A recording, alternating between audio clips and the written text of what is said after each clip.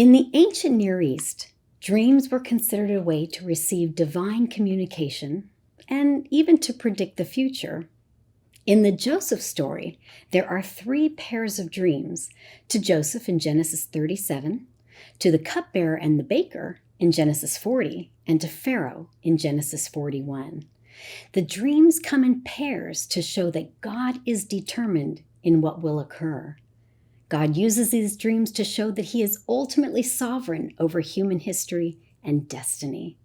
Today, we're going to look at these 3 sets of dreams and conclude by seeing some insights in Hebrew, specifically with Pharaoh's dream. So join me today for the episode of All Things Apostolic.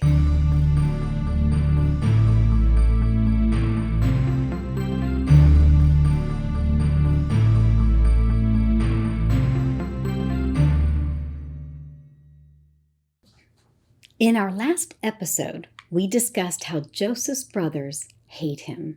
This is prompted by several things, such as his tattling and favoritism from his father, but it is also due to the dual dreams that Joseph has and then unfortunately shares with his family. Interestingly, Joseph's dream is the first one in the Bible in which God does not speak. In his first dream, Joseph and his brothers are binding sheaves in the field. His sheaf arises and stands upright, while his brother's sheaves bow down to him.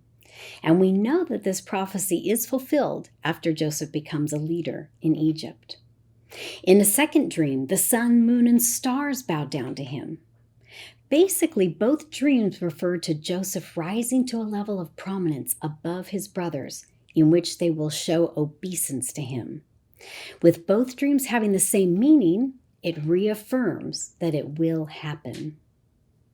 We know that the brothers finally take action against Joseph by throwing him in a pit. The Hebrew word is bor. It can refer to a pit, well, or cistern. So this first phase of Joseph's life is impacted by dreams and by a pit. In his next phase as a slave, his life again takes a dramatic turn due to a pit and dreams. Joseph gets removed from Potiphar's house and thrown in a dungeon. Interestingly, the word translated as dungeon is the same Hebrew word bor. So when Joseph is originally thrown into a bor by his brothers, it's probably a small dry cistern. But when Joseph is thrown into a bor by Potiphar, it's probably a large underground cistern or dungeon.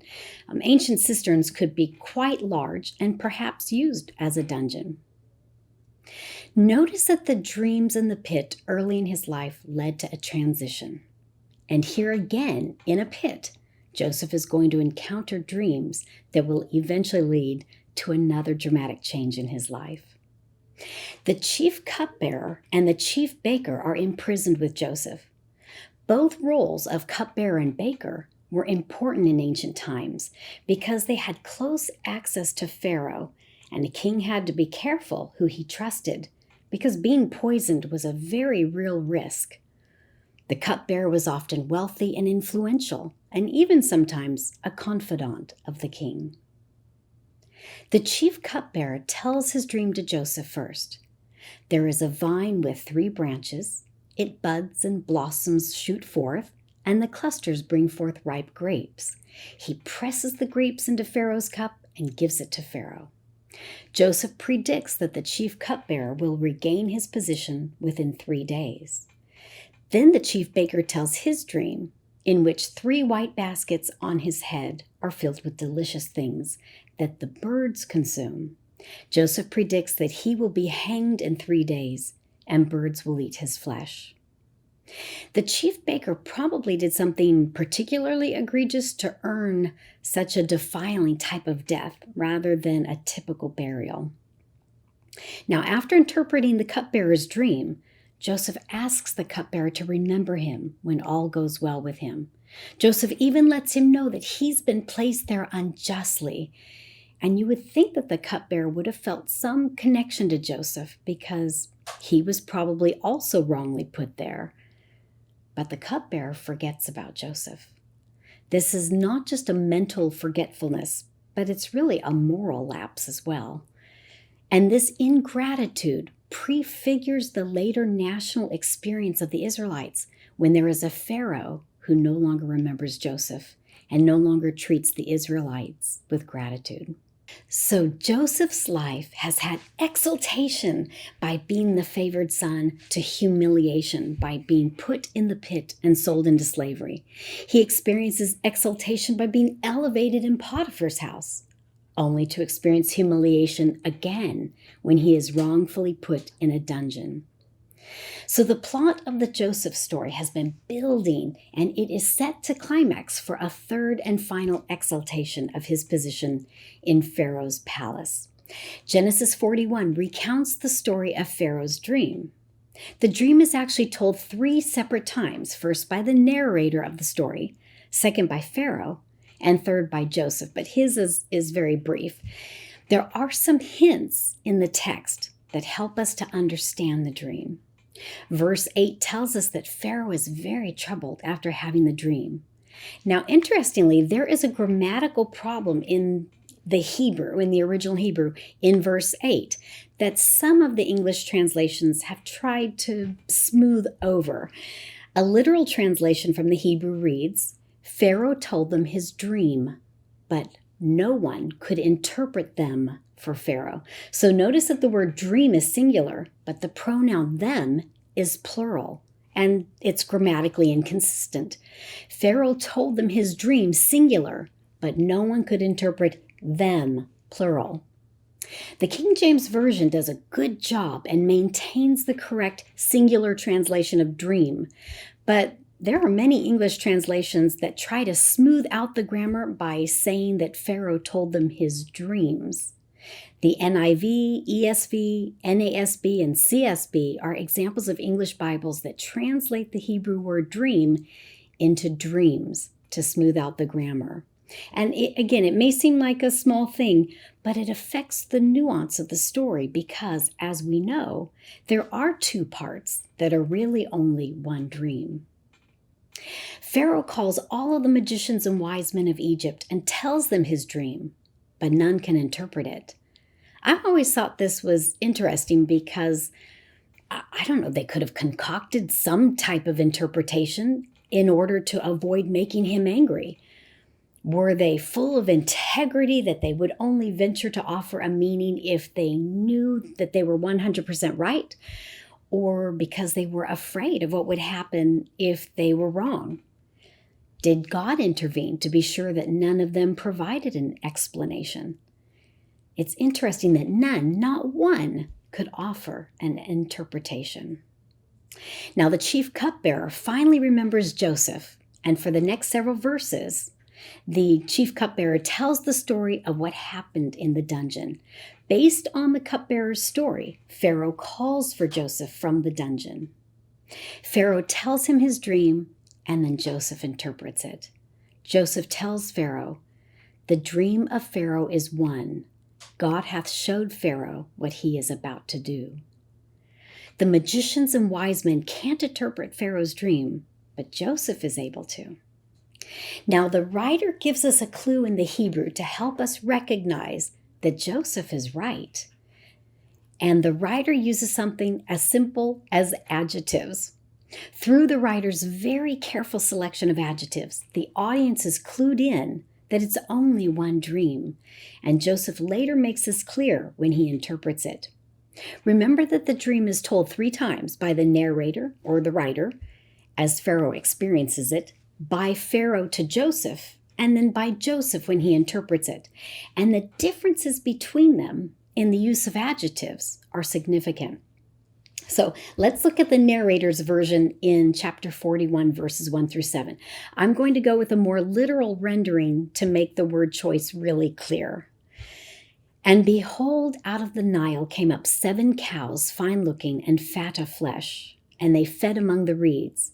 And behold, 7 other cows came up after them out of the Nile, bad-looking and thin of flesh, and stood by the cows on the bank of the Nile.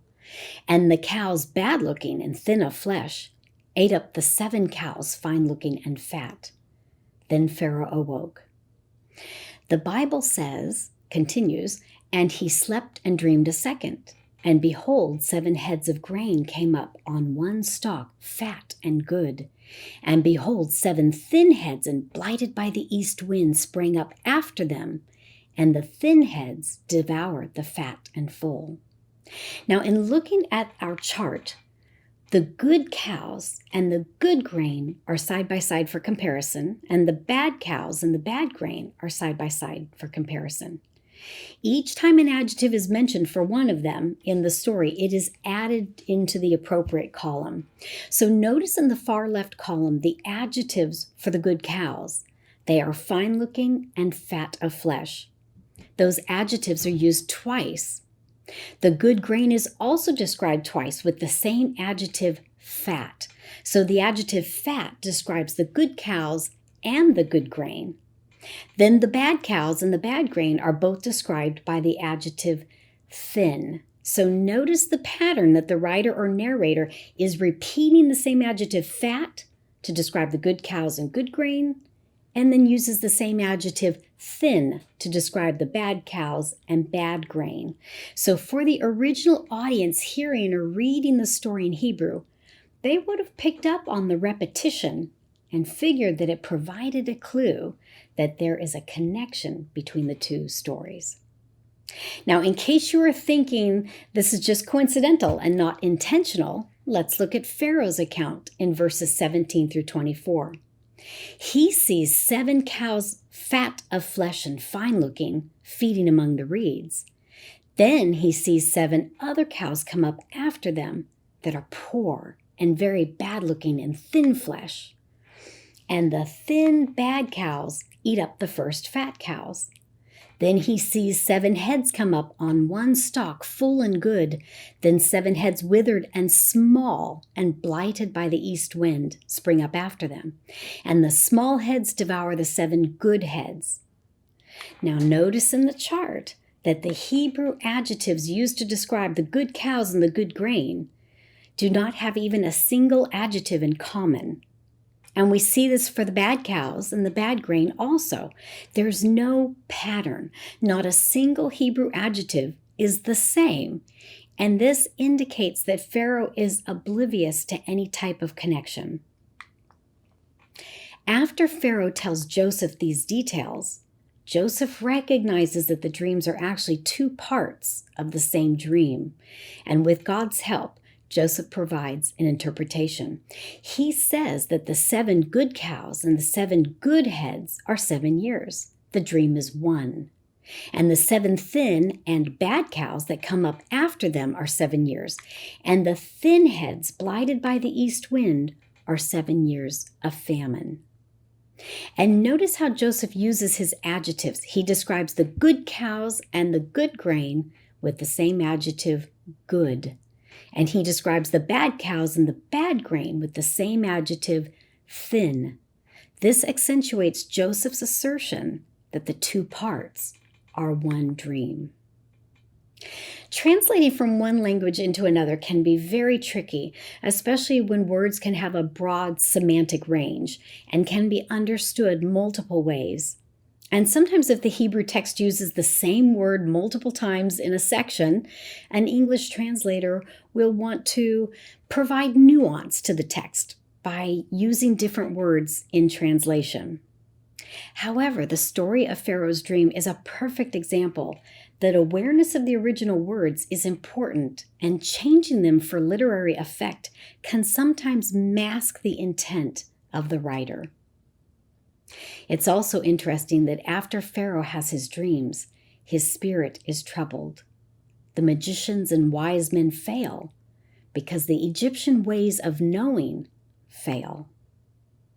When Joseph arrives, Pharaoh tells him that he has heard of him and his ability to interpret dreams, but Joseph clarifies that it's not in his power. It is God who will answer Pharaoh. Joseph isn't a magician. He doesn't claim any special power or ability. He points to God as the source. God is alive and speaks through dreams and visions. Joseph is able to interpret based on inspiration from God because God is sovereign over every leader and every nation, including Pharaoh and Egypt. And Pharaoh must have recognized it Because after Joseph interprets Pharaoh's dreams, Pharaoh acknowledges that the Spirit of God is in him. Then he renames Joseph Zaphanath-Paneah, which means something to the effect of God speaks and lives.